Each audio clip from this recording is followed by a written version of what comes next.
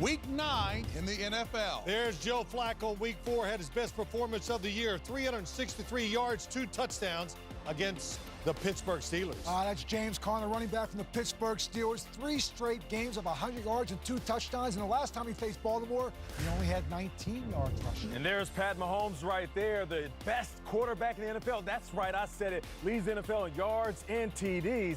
He is going to have himself a day. And there's the #1 overall pick. Baker Mayfield goes to the dysfunctional Cleveland Browns today. He starts with a new head coach, a new offensive coordinator. Welcome to the NFL, kid.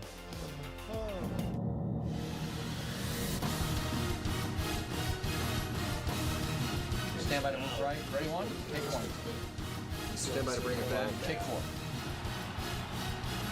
Well, we scored on 43. 3, 2, 1. And hello, everyone. I'm James Brown. Welcome to the NFL Today, presented by Jeep. All right, let's get right to the Week 9 headlines here on CBS.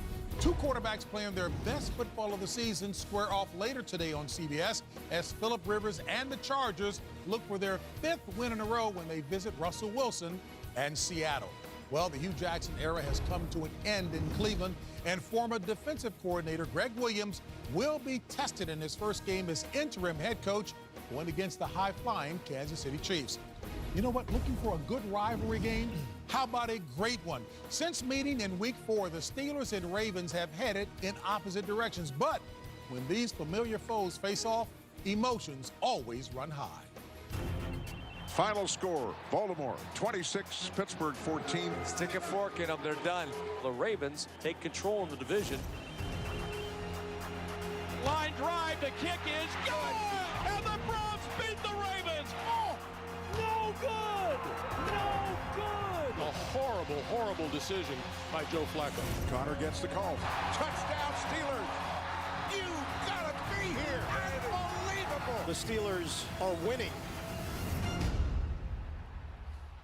And here inside Studio 43, I'm joined at the desk by my football pundits. I hope I'm still friends with them. Bill Sims, Coach Bill Cowher, Nate Burleson, and Boomer Esiason. The Steelers' great offense going up against the Ravens' great D. So you want to know about the defense, is that Absolutely. Right? All right, well, let me tell you something about this Baltimore defense. They are really big up front. They're strong. They're not real fast. That's the weak part. That's why against New Orleans and the Carolina Panthers, they gave up so many yards rushing because they're not fast enough. But today, they don't have to worry about that because what did the Steelers do? They just run right at you. That plays right into the strength of the Baltimore defense. And you think about the Pittsburgh wide receivers, they're unstoppable. Well, I don't think so. When they play this Baltimore Ravens secondary, one of the best in the NFL, Brandon Carr having an outstanding year. And I'll tell you, the guy back here in the middle holding it together, Eric Weddle, safety, really playing well. What do you think about that, Coach? Well, I think that they better play well because this Baltimore offense has been struggling. When you talk about what they've done in these last 4 games, they've only averaged 19 points a game.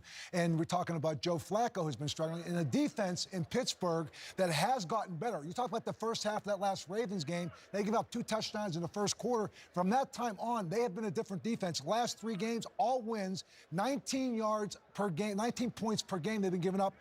Baltimore Ravens, no starting. Both tackles are missing, and Bud Dupree and T.J. Watt could be a big factor being in the backfield against Joe Flacco. That's right, Coach. And you know better than anybody when it comes to this rivalry, it's about defense and running the ball. When it comes to the Steelers, running the ball is what they're doing. It's great, Coach. And James Conner, even though he has 9 TDs, right, that's more than Le'Veon Bell had all last year. I'm not going to say he's a better running back than Le'Veon Bell, but I will say he's better for this offense than Le'Veon Bell. I know it kind of drives people crazy at home, but look at those numbers. What stands out to me is the 8 points per game. 29 points per game that they're scoring this year and almost 70 yards more in the passing game. So the balance that he brings to this offense. When Le'Veon Bell was with this offense, it was all about Big Ben, Antonio Brown, and Le'Veon Bell. Now with James Conner, you hear more names being mentioned because they're more well-rounded. He is a better running back for this squad. That's why I appreciate James Conner. You know what? This is a high-stakes game for the Baltimore Ravens. I don't care what you say. You talk about losing to Cleveland earlier in the year in overtime and then coming off of those 2 bad losses back-to-back to the Panthers and the Saints. John Harbaugh has got to be thinking about 2019, and so does Joe Flacco, by the way. This is a game that is an all-in game. Now, we've all played in games like this up here. We know the meaning of this. Could you imagine Steve Bisciotti, the owner of the Baltimore Ravens, sitting in his owner's box watching the Pittsburgh Steelers come in there and dismantle his team, that means he may be dismantling the whole thing starting next year in 2019. Wow, you are doom and gloom. Yeah, but you know what? It's a big picture game, and there is a lot riding on it for the Baltimore Ravens. Coach, when Phil asked you, how did you like that? It was like he was asking for a grade for his performance. He always opens the show with a chip on his shoulder, JB. That's Is that what it is? The guy is. This is it. And for more on this big AFC North clash between the Steelers and the Ravens, we go out now live to Baltimore and welcome in the Hall of Famer, Dan Fouts. He can answer all the questions. He'll be calling the game. So the question is, how will the Steelers D get pressure on Joe Flacco today, Dan? Well, JB, the Baltimore Ravens have some serious problems along their offensive line. Both their starting tackles are out with injuries, and they're going to be replaced by a couple of youngsters with very little experience, and that could be very bad news for Joe Flacco. The Steelers are blitzing more now than ever. They average 3.5 sacks a game, with most coming from the linebackers. But the pressures come from all angles and from all positions. Even when the first blitzer doesn't get there, it seems a teammate always will. And sometimes blitzers are not blocked at all, as was the case last week against Cleveland. But the Ravens have handled the blitz in the first game by going to a maximum protection plan, blocking 6 pass rushers with 8 men. That guarantees Flacco time and protection to find John Brown deep for this completion of 71 yards. So, JB, the game within the game is worth watching today. In the 23 games that Flacco has played against the Steelers, he's been sacked 63 times, and in only one game was he not sacked at all. So it could be a long day for Joe Flacco. And nobody to explain the game inside the game than you, Dan. Dan, we're looking forward to your call of the game. All right, buddy. And for more news and notes from around the league, we welcome in our NFL Today insider. That would be Jason Locken for another week, another Le'Veon Bell update, Jason. Well, JB, the Steelers are still unsure if or when Bell will return. Bell must sign his contract by November 13th to play this season, but has said nothing to the team. Even if he skips all of 2018, the Steelers are still inclined to franchise or transition tag Bell in 2019, I'm told. They shopped him again before the trade deadline, found no takers. That might not bode well for Bell's free agent market. The Jets have reservations about the playing conditions in Miami today after a college game was played in a heavy downpour at Hard Rock Stadium yesterday. On a scale of 1 to 10, a Jets official who walked the field this morning called it a 7 in terms of his level of concern. It's not good, he told me. The Jaguars made a splash at the deadline, dealing Dante Fowler for 2 mid-round picks, but only after passing on a potential lifeline from the Jets. New York offered QB Teddy Bridgewater for Fowler straight up back in August, I'm told. The Jags quickly declined. With Blake Bortles recently benched, Sam Bradford now could end up in Jacksonville after being cut by Arizona. And Bruce Irvin wasn't dealt at the deadline, largely because of his hefty contract. Now that he's being released, sources said it's very likely he ends up in New England, Atlanta, or Seattle. He won't be out of work long, JB. All right, Jason, boom. And there is Sam Darnold. You know, the young quarterback is certainly struggling this year. 3 games under 200 yards passing and also under 50% completion. They go against the Miami Dolphins today. Coming up on the NFL Today. Familiar foes face off in Cleveland, and if it's anything like their record-breaking college showdown, Mahomes versus Mayfield, the sequel is sure to be a blockbuster. Phillip Rivers and Russell Wilson have been playing their best football of the year, but which of these stars will shine brightest in Seattle today?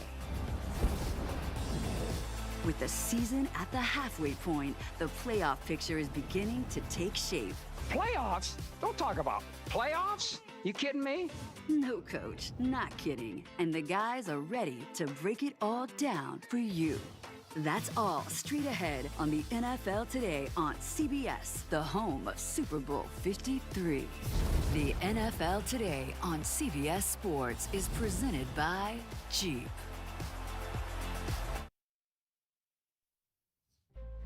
November is Salute to Service Month in the NFL. In partnership with USAA, Broncos players Case Keenum and Deshaun Hamilton were part of the welcome wagon that greeted a military family who recently moved to Denver. Keenan, no stranger to moving, he and his wife have moved 6 times in the last 6 years, while Hamilton can relate to the transient nature of military life, having grown up in a military family. The opportunity to welcome a military family to their new home and thank them for their service one small way the USAA and the Broncos thank the military for their service and sacrifice. All right, folks, time now to go inside the pregame HQ delivered by Domino's. The Browns will lose again on the road. Their season is very precarious right now. We got to go back to the drawing board. Hugh Jackson fired. Todd Haley out. It was a battling of heads. It was bound to happen. Jimmy Haslam loves firing people. I think the message today is we're not going to put up with internal discord. And how about the guy they keep? Greg Williams is the interim coach. This is insane. I'm not going to quit on these players. I'm not going to quit on this organization. We can either use this as an excuse to throw in the towel, or we can rise up and come together as a team. It's kind of a fresh start for everybody. It's a new dawn. It's a new day for me. And I'm feeling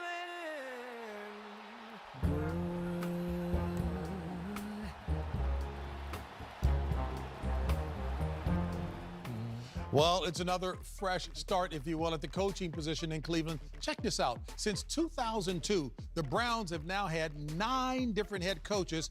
That's compared to the rest of the AFC North, which have had 6 combined, and with each of those teams making just 1 head coaching change in the last 16 years. So the Greg Williams era begins against a potent Chiefs offense today. You know, that's Jimmy Haslam right there on the right talking to Greg Williams. And I would just say this, if I had a call to Jimmy Haslam, I would give him this bit of advice, having played there and coached there and knowing that fan base. You have John Dorsey, a GM, who's proven to draft people very well in its last couple of years. You've played Pittsburgh and New Orleans toe-to-toe. This is not a rebuild. You have a franchise quarterback in Baker Mayfield. You have a top pass rusher right now in Myles Garrett and some good young players that you've drafted in the last 2 years. Clean house. It's a toxic environment up there right now. Greg Williams, do what you're going to do the rest of this season, but let John Dorsey pick a head coach. Let him come in here, institute a veteran head coach, a head coach who's had experience before. You build it, you draft it, let him create an atmosphere, an environment in there that has structure. It's got experience. It's got credibility. And no, I'm not a candidate. Coach, you just described yourself. No, I did, but you know what? There'll be some coaches that may not make it where they are right now. So I'm just telling you, give them a veteran guy who's been there before. That's great advice, Coach. So they can go through another fresh start. Okay, here we go. By the way, speaking of fresh starts, how about 2 years ago? How about these 2 kids in college, Patrick Mahomes and Baker Mayfield? Mayfield, 7 TDs, 545 yards. But hello, Patrick Mahomes didn't even need the laces to throw the ball. 88 attempts, 734 yards. That's when everybody realized both of these guys could be first-round draft picks. 1,700 yards combined. Not like me and Phil back in 1985, but pretty darn close, I would say. Yeah, I know this. In college, I didn't throw for that many touchdowns, that many yards in my whole senior season. But these guys are future stars of the NFL. They have great pocket movement. They can get outside the pocket, make those throws. They got strong arms. And I gave boys out there, if you want to be a future NFL quarterback, you better try to learn to play like they do. Well, listen, that Chiefs offense and Pat Mahomes, they hold a lot of records, right? They're at the top spot in everything when it comes to yards and TDs. But when it comes to that Chiefs defense, we're not talking about them enough. They're first in forced fumbles, second in NFL in pressures and sacks, and D4. This young man is having himself a day.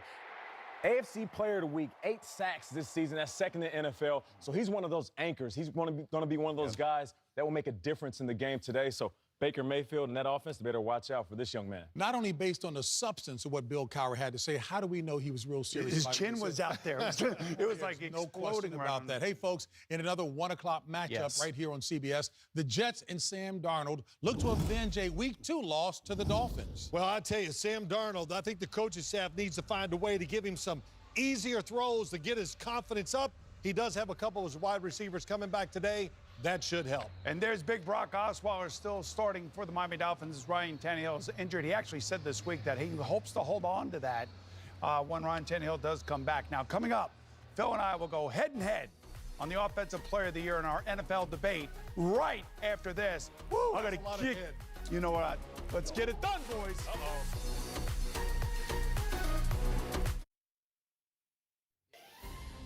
The commander of the Chiefs, Andy Reid, recently joined the coach's 200-win club, and he has Kansas City in first place with the best record in the AFC. That is 7-1 at the midpoint of the season.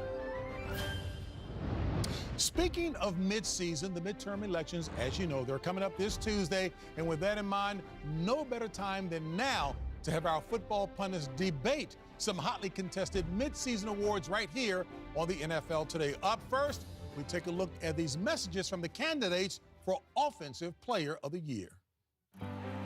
Patrick Mahomes is a fresh face who's shown he can connect with both the right and the left. He throws it for 6 with his left hand. And he won't hesitate to spread the wealth. So vote Mahomes, because it's time to put a real chief in charge. This ad was sponsored by Boomer Esiason. Patrick Mahomes has got nothing to smile about. He lacks NFL experience.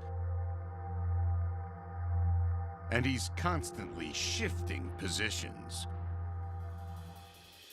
Best in the nation, I'm gonna tell you that every time.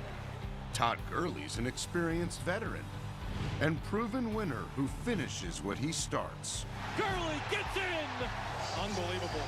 Vote Gurley, an every down back for the everyman. This message was brought to you by Phil Simms. Hey, folks, Boomer, who really is going to run for office when his broadcasting career is over, he's got 30 seconds to state his case to tell us why Patrick Mahomes is your candidate for Offensive Player of the Year. I cannot believe that angry lion Phil Simms went so dirty with his ad like that. Yeah, my candidate is a fresh face. My candidate is so tremendous. So tremendous. He's unbelievable. As a matter of fact, he's accomplished more in his first 100 days as an NFL starting quarterback than any quarterback in the history of the NFL. And plus, he's from Kansas City. Phil and his ilk consider that flyover country. Let me tell you, this is the heartland of America, and he's the heart of the Kansas City Chiefs. And by the way, Mr. Phil Simms, let me ask you, would you rather have a great young quarterback leading your team or a great young running back? My candidate has made the NFL great again. Is there any doubt who Boomer Esiason was channeling in that debate there? All right, Phil, you are supporting the guy Todd Gurley, not Gurley, Gurley. You have 30 seconds to do that, and you're going to channel Todd Gurley. Well, I am, but first off, I'm going to say my candidate is huge. You know what I'm saying? He's huge. But you know what? All the stats about Patrick Mahomes, they're bloated. He has all these pub passes where the guys run by and that counts as a touchdown pass. Shovel passes that count for touchdown passes. Those should be runs. What have I done? A running back. I do the hard work. I got 100 yards rushing per game, 350 yards pass receiving. JB, I have 15 touchdowns. You know how many fumbles I have? 0. My wide receivers are wide open down the field. Why? Because everybody's trying to stop me, my quarterback, his uniform. They don't even put it to the cleaners because nobody cares. They're trying to stop me. They're not worried about the quarterback. And I'm tired of the quarterbacks. It's about somebody that works hard, a running back. This might be a rhetorical question, but does the electorate listen to substance like you just delivered? I hope so. Well, you know what? No, quite frankly, they listen to the guy who says what when he comes into the studio. Daddy's looking good today, baby. Boomer Esiason is the winner on that particular debate. Yeah, that really hurts. Moving on to the defensive side of the ball, let's have a listen to these ads from the hopefuls for Defensive Player of the Year. Aaron Donald's not afraid to tackle the tough issues. Aaron Donald, reigning Defensive Player of the Year. Strong on defense, you'll always know where he stands. On the front line. Vote Donald. First on the stat sheet, he should be first on your ballot. Bill Cowher approves this message. Aaron Donald is a member of the 1%. A Hollywood elite. The ultimate insider. For Defensive Player of the Year, it's time to go back to what works. J.J. Watt. He's shown he's a man who can turn things around. Let's go! Let's go! So vote for Watt, an inspiring choice. Nate Burleson is responsible for the content of this ad. Hey, big props to Tia and Adam Zucker, who did the voiceovers in those. They were excellent. Coach is backing Aaron Donald. He's got 30 seconds. You know, talk about candidates. What's one of the most important elements to have? Dependability. And you know what? Aaron Donald has not missed a game due to injury in his 5 years. J.J. Watt has had some injury issues in his recent years. But then let's talk about the game on the field. He leads, that being Aaron Donald, league with 10 sacks, playing inside. This guy is on the defense that's ranked number 6 in points allowed. Most disruptive man in football on the defensive side of the ball. And you know what? He's from Pittsburgh, the heart and soul of hard working. You know what? Aaron Donald, he can be an offensive player of the year. He's the best player in the National Football League, offense or defense. I must admit, like Phil Simms, substantive argument. How can anybody argue with that? But let's see what this guy has to say about J.J. Watt. Nate. Well, here's the deal. When it comes to the Rams offense, they put up so many points that opposing quarterbacks have to throw the ball. And make no mistake about it, Aaron Donald has more opportunities to get sacks. Now, let me be clear. When it comes to the Texans' running game, against running backs, they're averaging just 3.6 yards. That's third best in the league, while the Rams are fifth worst in the NFL. We're talking eight sacks, 4 forced fumbles, and 10 tackles for loss. Can he do it again? Defensive Player of the Year 4 times? That's an NFL record. Yes, he can. You know what? I would hate that this would be a referendum on that which is not necessarily substantive.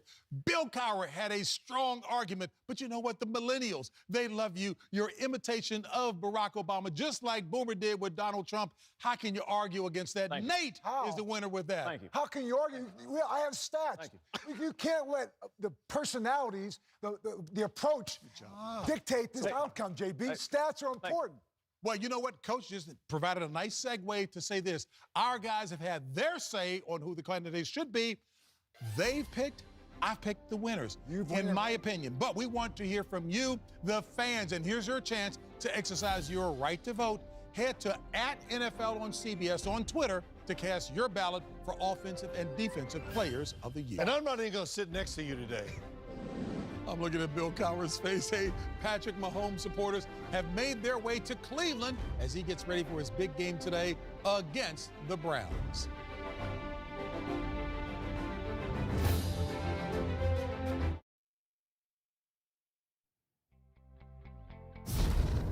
The NFL Today is sponsored by Geico. 15 minutes could save you 15% or more on car insurance. WeatherTech, the ultimate American-made vehicle protection. And by the all-new 2018 Jeep Wrangler. On Tuesday, the Chargers invited families from the Pediatric Cancer Research Foundation to Hoag Performance Center for a fun and safe night of trick-or-treating and player meet and greeting to celebrate Halloween. And later today, the Chargers and red-hot quarterback Phillip Rivers aim to extend their 4-game winning streak when they roll into the Pacific Northwest to face the equally hot Russell Wilson and the Seahawks, who have won 2 in a row. Chargers, Seahawks, 4:05 Eastern, right here on CBS. And time now for Golden Moments, brought to you by McDonald's as we send it over to Coach and Phil. Yeah, thanks, JB. You're talking about one of the most interesting games of the week, and you're talking about this L.A. Chargers team coming off the bye. They get Melvin Gordon back, but their quarterback has been red hot. Quarterback's red hot, could be an MVP candidate this year. But when you talk about the Chargers offense, they do everything. First, you got to start with the power run. Here comes Derek Watt across, gets the kick-out block. Look at the hole. The offensive line smashes it down, and there goes Melvin Gordon for a big run. Now you're backed up. You're worried about pass protection. So let's give some deception to the defense, and let's have 8 blockers inside while we send 2 receivers deep down the field. And once again, we've seen this a lot this year, Phillip Rivers over the top to Tyrell Williams for a big gain. Now, deception. Get the defense thinking. Find ways to get easy completions to Keenan Allen top of the screen. We're going to fake the sweep or the reverse by Benjamin, fake it to the running back, and look at Keenan Allen as you look at the defense and you're Phillip Rivers. Nobody in the middle of the field. That's what I call an easy completion. And you can see why this Chargers offense is so hard to stop. They do everything well. The offensive line is having a good year, Bill. And what about what you're going to talk about on the offensive side? Seattle Seahawks, I give a lot of credit to Pete Carroll because he changed his philosophy after the first 2 weeks. They were 0-2. They've been 4-1 in these last 5 games. What was the change? Run the football. 19 times the first 2 games, 36 the last 5. What does that lead to? More production with the quarterback through the air, through the play action. Helps the lineman pass block because, look at the other one. First 2 games, 12 sacks. He would never have lasted the season. Pete Carroll changed philosophy, 9 in the last 5 games. Watch the lineman right here. Watch him work with a hat and a hat. Moving the line of scrimmage. Chris Carson right here, running tall, running strong, and you will always see him fall forward. He's a very punishing style of runner. And what they do then, let's bring in a 6 offensive lineman. George Fant, right there. He's a tight end, but he's a lineman. Look at the line of scrimmage, hat in the hat. And you always got to be ready for Russell Wilson. Does he have it? Does he doesn't have it? Just a little bit of indecision right there. Run over the man. And if you're going to do that, what does that set up? Play action. Play action at its best. 6 offensive linemen. There's the most dynamic pass rushing. The Rams. Oh, how good. Nobody in the pocket. 2-man route. Tyler Lockett. All the field to throw to. That's why this offense is good at home. Pete Carroll, give him a lot of credit. After 2 weeks, he said, you know what? This ain't going to work. Let's go to running the football. They're 4-1 in their last 5 games. Should be a great matchup. A few more interesting matchups as well, JB, later on this afternoon. All right, to 2 very quiet and patient guys over there. We'll keep the conversation going right here. But with kickoff just about a half hour away, time to set the scene at your game as we take you out first on the field with the latest news and updates on your matchup. And as we mentioned, many of you will see Philip Rivers lead the Chargers into Seattle to face Russell Wilson and the Seahawks. Others get J.J. Watt and the Texans against Von Miller and the Broncos. That comes your way at 4 Eastern, 1 Pacific right here on CBS. Boom! Yes, man. Go ahead, take it away. I got to tell you something. You see how Coach Cowher just goes crazy over the running game in the Seattle Seahawks? Gets excited. But I have to tell you that the Houston Texans are doing the same thing in the AFC that Seattle's doing in the NFC. Over the last 5 games, they've won 5 in a row. Why? They're averaging 32 rushes per game. They're kind of taking the ball a little bit out of Deshaun Watson's hands. And why are they doing that? They want to protect him. They want to. Earlier in the season, he was getting sacked. He was getting hit. And now he's standing in there. The play action, just like with Russell Wilson in Seattle, is starting to work for the Houston Texans. This is a huge physical game against the Denver Broncos today. And what do the Broncos do? They rush the passer. That's right. So run the football, use the play action against that aggressive defense. Yes, the run game is there, but in those highlights that we just showed you, Will Fuller was the last play that we showed, and obviously we know now that he's out for the rest of the season. So a big-time pickup for these guys is Demaryius Thomas. You have to imagine the situation he's been in his whole career, playing Batman, where he feels like every single game he has to save Gotham City. Now he comes in where he's in a position, now he's Robin to DeAndre Hopkins' Batman. Now, if you've been a #1 wide receiver your whole life, and all of a sudden you're going in, now you're facing 2nd tier, 3rd tier, maybe even 4th string DBs. That means every time you get on that field and you line up, you're looking across from you, you could cook these guys easily. Demaryius Thomas could be rejuvenated, and he could have a better season than he's ever had. You're like my Robin, but I will say this. How weird is it for Demaryius Thomas? He gets traded, very rare that you get to play against your former team the next week. That's right, and he's going to show up and show out. And there's another guy that shows up and shows out. 4 touchdowns in the last 3 weeks, nicknamed Cheetah. He says he's the fastest in the league. I guess he's going to show us today.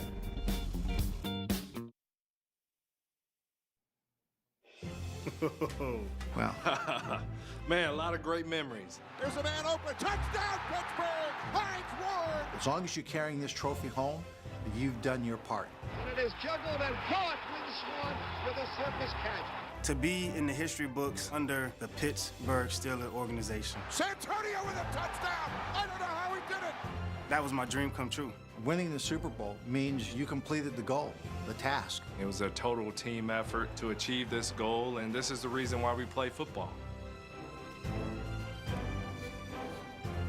Well, in case you haven't heard, we will be in Atlanta on February 3rd, boom, for Super Bowl 53 right here on CBS. And maybe Antonio Brown will be the next great Steelers wide receiver in line to win a Super Bowl and the MVP award. You see Boomer's reaction. Speaking of Super Bowl winners, Mike Tomlin and John Harbaugh have been building quite a history over the last 11 seasons of their meetings, but they do not share great memories against each other in what has become the most bitter AFC North rivalry. Phew, the wait is over. Okay, I know it's only been 5 weeks, but I can't wait for another edition of Pittsburgh versus Baltimore, a.k.a. the most intense rivalry in the NFL. That's right. Get ready for Steelers-Ravens. Man, I'm sore just saying those words. It's time to bust out those dance moves because this matchup always delivers the hits. Smack talking, check. Player hating, oh yeah. Hard hitting, of course. You better do a few extra chin-ups if you want in on this rivalry. And although the Steelers lead the all-time series, recent history calls this one a draw. Because over the past last 12 seasons, it's an even split. 13 wins apiece. Plus, the list of their close games is longer than a Palomalu haircut. Over 40% of this entire rivalry has been decided by a field goal or less. So you can't take any plays off in this one. What do you say we shake on that? Awkward. Can't we all just get along? But you know what, Steelers fans? Here's something to love about your rivals. Back in 2004, the Big Ben era got started when the Ravens knocked out Tommy Maddox. So I think you owe Baltimore a big old thank you. All right, buckle up. This one is gonna be good. And if you're not excited about it, then you must be tripping. Ain't that right, Coach Tomlin? Ha ha! You know what, John? I'm going to say this about this rivalry. They've been talking about this since the end of last week's game, talking about it being Raven Week and Steeler Week. It will be a physical contest, and really it comes down to the team that doesn't turn the football over, and really the team that can finish drives. And that usually determines this game because, you know what? Field goals just won't get it. You know what? I love the chin-ups by you on that. He looks swole, too, Coach. Oh, man, hey, and you talk about just since last week, Boomer's still been talking about that rivalry all the time. We've worked with him. Anyway, plenty of time to determine who comes out on top in the AFC North, but it's never too early to talk playoffs as we head into the second half of the season.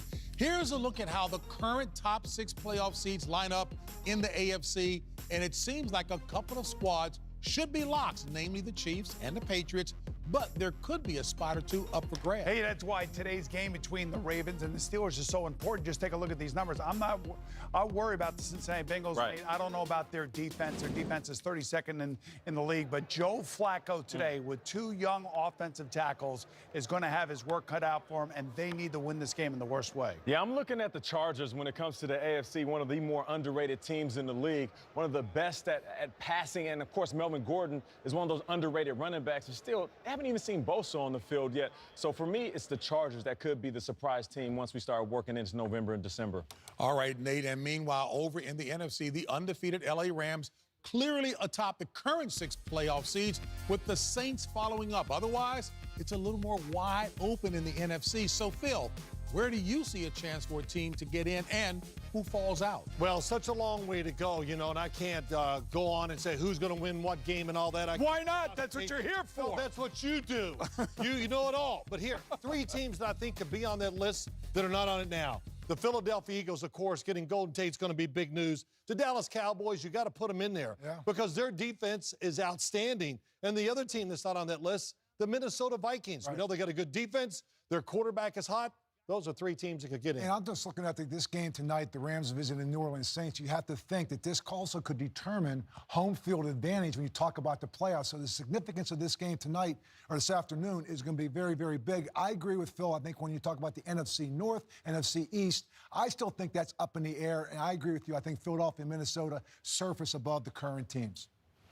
All right, so as we know, the league's trade deadline passed on Tuesday, and some teams hoping to get into the postseason hunt were busy making moves. Others already in the hunt, like the Rams, were adding depth. So in the end, which traded player will make the biggest impact on their new team? Mr. Know-It-All. Well, wow. You know, I got to talk to you later about that debate, too. But the rich got richer. Dante Fowler going to the Los Angeles Rams. They are just, why did they get him? Because they need a guy that can rush from the outside. They have 3 defensive tackles on their defensive line. Brockers and Ndamukong Suh and Aaron Donald. So that speed guy on the outside, just think what that's going to do to Aaron Donald. That's going to open it up for him more, and he won't be double-teamed as much, which is a big deal. I think it was a big get, and I agree with you, particularly helping that line. But I'd say Demaryius Thomas, when you talk about a guy going to a team and having an opportunity, you mentioned it earlier, Nate, Will Fuller went down. Yeah. Demaryius Thomas now gives you a guy along with DeAndre Hopkins. Boy, what a 1-2 punch. Now we're talking about running the football with Lamar Miller, and all of a sudden now you're 8 in the box. Boy, you got this matchup out there, and he helps him a lot in the red zone. He has had 3 touchdowns already. Size guy to go along with DeAndre Hopkins. I think he makes a tremendous impact for the Houston Texans. Yeah, certain trades were made to get ready for the future. Other trades were made to get ready for right now. You look at the Eagles in acquiring Golden Tate, one of the best yak receivers of the last decade. So we know what he can do when the ball is in his hands. And the Eagles, their leading receiver is tight end Zach Ertz. So, of course, they're going to come in right away and try to get him involved. Dealing with certain injuries at the skill position, he's going to be one of those guys that Carson Wentz loves, especially when he gets outside that pocket. And I texted Golden Tate earlier. I said, so what are you feeling about this trade? And he texted back and said, they're a tight-knit group. They love to work, and and they just want to flat-out win. So he could get himself another Super Bowl ring. I'm going to say the Dallas Cowboys and Amari Cooper. Now, they feel like they have a #1 receiver, Phil. I know you don't feel that way, but they feel that way, and that's all that really matters. And reading and listening to Dak Prescott the last 11 days since Amari Cooper got there, he's a quick twitch guy, kind of like you are, Phil. And the thing about it is quick twitch guys at the wide receiver position are exactly what they need. They need a guy to get down the field, open the field up. Hey, Ezekiel Elliott basically said, hey, this is going to be great for our offense. Only time will tell, but I think it's a great addition. I'm only quick twitch when I'm talking about Boomer. No, you're quick itch. You're always scratching your butt. Time now for a quick round of Believe or Make Believe, spotlighting 2 other big showdowns in Week 9, and the first one goes to Phil and Boomer. Up first. If the Rams beat the Saints today, they will go undefeated this season. Believe or make believe? Wow. Who's going first? All right. I guess I'm up first again here.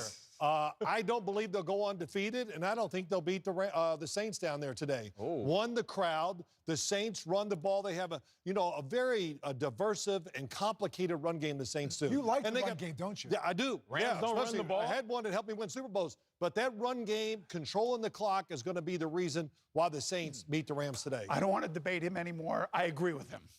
Oh, my God. I agree with him. I think the Saints are going to win today. Up next, last week's tough 2-point loss, Coach and Nate, to the Rams will inspire the Packers this week and lead them to a victory in New England Sunday night against the Patriots. Believe or make believe? No, I don't believe that. You're in Foxborough. You're playing against Tom Brady. I used to sit on the sideline and watch Aaron Rodgers, and he would pump fear into me because I knew he was going to take his team down and win. He's going to be sitting on the sideline looking at Tom Brady, and they're going to pump fear in Aaron Rodgers. Only one of the first times where he's going to sit back and see somebody else better Fear than him. in Aaron Rodgers. Did you see him last week? If you had gone on the field last week, he was taking that team down. Aaron Rodgers is going to go up to New England tonight, and he's going to win this game. Because you know what? He's got unfinished business from last week. And I love Aaron Jones with the running game. Why are you yelling at me? Still mad about the debate. That's why. You shouldn't have won the debate either. Wow, fear in Aaron Rodgers. That doesn't even sound right. Hey, let's turn to the NFL Today picks presented by FedEx. Upset specials for Week 9. Oh, shoot. Who do I got? I forgot. I got the Texans. Houston Texans. I think they'll win today. I've got Pittsburgh. Of course you do. I mean, shocker. They're not. I mean, I don't see Pittsburgh getting swept. I can tell you that. Yeah, I got the Texans as well. Demaryius Thomas talking to his squad, his new team playing for him, beating up on the Broncos. Yeah, Drew, I know who I have. I have the Saints. Some of us have to be reminded. I do not have to be be I will take the Saints. Y'all made me change my pick. That's why. I forgot. I had another game. And a reminder, go to NFL.com/FedEx. Cast your vote for the FedEx Air and Ground NFL Players of the Week. And don't forget to follow along and see all of our weekly picks at CBSSports.com/FedEx. Hey, folks, kickoff is just a few minutes away. Coach, you know what? Before we go, Coach, you always talk about it's the ground attack that balance. It's balance, JB. You got to have balance. And there's Joe Namath. I mean, my gosh, Don Shula. Wow, 2 legends on the same field. Love it. How can you not love that? Football's great.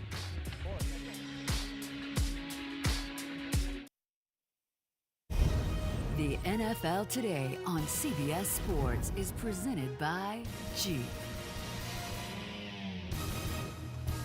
And a reminder that later, Phillip Rivers leads the Chargers into Seattle to face Russell Wilson and the Seahawks, or J.J. Watt and the Texans squaring off against Von Miller and the Broncos. All of that comes your way, 4 Eastern, 1 Pacific, right here on CBS. Well, you know what? The Seahawks have been utilizing the run game in their offense, Coach. Yeah, I talked about it earlier, as Phil talked about it. The Seattle Seahawks, Pete Carroll kind of made a change after 2 games. Russell Wilson's getting sacked. And now they've gone to like this Chris Carson, and he's just been a big part of this offense. Davis and Penny, and I love what they're doing with Russell Wilson. 6 offensive linemen, a part of their package. Right. And I just, what they've done is they changed philosophically. And you think about it too, in these last 9 games, they got 6 of them at home. Yeah. They got 6 home games, and we know how tough it is to play up in Seattle. Yeah, Seattle's one of those teams that you can't count out for the simple fact that Russell Wilson is one of the best to do it. But on the flip side, when you look at the team that's coming in, the Chargers in their running game, Melvin Gordon doesn't get enough credit for what he brings to the table. I remember when I was playing for the Seahawks, and we had LaDainian Tomlinson coming in to Seattle, and it was was a call for everybody, offense, defense, special teams, and more importantly, that 12th man. So this is a call to everybody in Seattle. If you want to beat the Chargers at home, you're going to have to bring everybody. 12th man is going to have to show up big and try to rattle this offense. It really doesn't get rattled off because Phillip Rivers is having himself a season. You know, I would just say this. Seems like the Chargers haven't played at home in 2 months. Yeah. Seems like they've been on the road forever, and certainly this is going to be one of the toughest road games because Seattle, as Nate just pointed out, is one of the most difficult places to communicate as an offense. Yeah. But when you have a veteran quarterback who Phil also pointed out as having an MVP-type year, this is where you lean on that experience. This is where you go in there. You can handle the silent count. You shouldn't have all the problems with your offensive line. And the great thing about Phillip Rivers, and I think Phil and I both can agree on this, that when he makes a decision, he gets rid of that football. He lets it go. You know, there are a lot of things. The Seahawks, 37 rushes a game the last 5, just to make your point, though, Bill. But this offseason came around, you know, you watch all the moves and what's going on. And I thought, man, there's something wrong with Pete Carroll. He's lost it. He fired all of his coaches just about. He brought in all new players. And I'm thinking, well, that means there's a total rebuild. They're going to have nothing going on. And look what he's done. New offensive coordinator Brian Schottenheimer doing what Pete Carroll wants. New defensive coordinator was there before, Ken Norton. But the biggest thing of all, the offensive line, which we've been complaining about everybody for years. Right. When you watch them play now, you can hear the offensive linemen hitting the defensive linemen. One of the big reasons why they're running the football so well. And coaching, Mike Solari, the new offensive line coach, it's a big deal. Coach, which means, as he was saying what he thought was going to happen, coaching is important. Yeah, it helps the defense as well. You talk about running the football. So I think there's been a trickle-down effect to the defense as well. All right, so meanwhile, Deshaun Watson is looking to keep the Texans train rolling as well, feeling. Well, you know, I got to go back to one real quick point about the other game. You know, the Chargers, have you seen their offense? I'm loving to see it. It's unbelievable. They do everything. They got it moving around. It's hard to find out who's got the ball. And the coordinator there is Ken Wisenhunt. Bill, I don't remember him being so creative there when he was with you in Pittsburgh. And what's happened? Did you suppress him or? Thank you, Phil. No, I thank you for that segue. And I'm going to talk about the Houston game. Okay, go ahead. But you know what? We talked about this offense: Demaryius Thomas, DeAndre Hopkins. On the other side of it, we talked about J.J. Watt and Jadeveon Clowney. That's right. Have been very, very disruptive. And you're talking about in terms of not rushing the quarterback, but even defending the run. They've been getting all over him. And I mean, this defense has played really well. You know, some pretty good players also on the other side with Denver. You know, Von Miller is having a good season, quietly kind of going under the radar because Denver's 1-5 in the last 6. Yeah, and that Texans offense, similar to what you're saying about the Chargers, the movement pre-snap. When you see the formations, that's when they're at their best. When Deshaun Watson can identify the coverages by seeing the movement and seeing who's following his receivers and skilled players, that's when they're good at what they're doing. Remember I was talking about John Harbaugh under pressure? That's Vance Joseph for the Broncos. You know, they're already openly talking about who his replacement's going to be. I don't think that's fair right now. I would just say this. This is not going to be an easy game for the Houston Texans. This is going to be a physical game, and Von Miller and Bradley Chubb are going to make it tough on Deshaun Watson. Why? Because they're athletic enough to get after that young kid. Guys, I have to bring this up. People ask me all the time, how does Coach Cowher stay in such great shape? And this is it right here. Yeah, baby. I mean, you know, they ask where you get the muscles from, but where do you get the chin from? Yeah, well, you know, no wonder you can talk I'm holding dumbbells right there. You see, so I got dumbbells just so adding weight. I have a different question. Do we like it when Phil Simms goes rogue? When that wasn't what he was supposed to do, but he had to get a shot in. Just want to know that, you know, you suppress people. I suppress people. That's what you're saying. Coach, we'll see you back here, 4 Eastern, 1 Pacific on CBS.